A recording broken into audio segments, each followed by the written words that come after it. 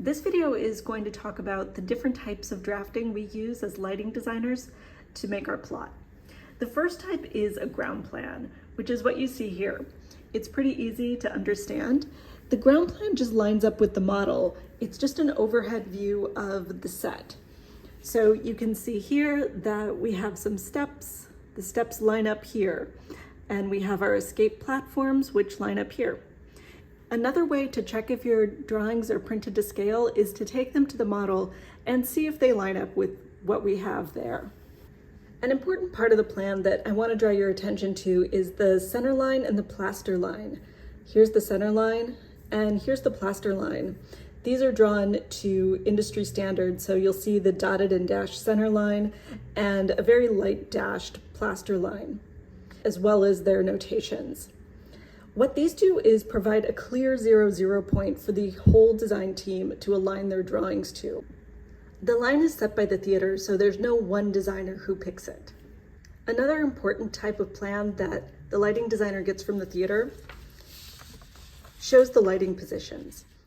It's also going to show the set for the show and how it aligns with where, in this case, you have a pipe grid. And you can see here that the center line and plaster line are still called out to make sure this drawing aligns with the scenic designer's ground plan.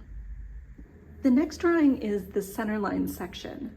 And what that shows us, it's as if we cut the theater in half and looked one way. So in this case, we're looking stage left. This drawing comes from the set designer, and you can see the plaster line is still labeled here, and that allows us to line it up with our plan. You can see here how if I line up the plaster line in the section with the plaster line in the plan,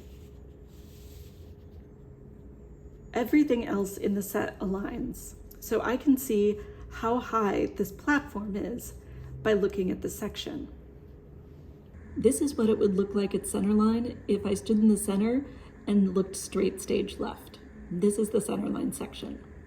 Another way of thinking about this drawing is thinking about aligning the plaster line with the plaster line here on the plan and aligning the floor with the center line of the plan.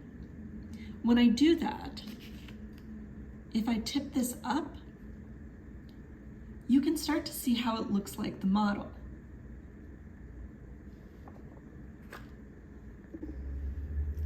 The last view we're going to talk about is the elevation, and it's pretty easy to understand because it's drawn from the audience's perspective, as if you're looking straight onto the set. So it's exactly what you would expect to see when you walk in the theater.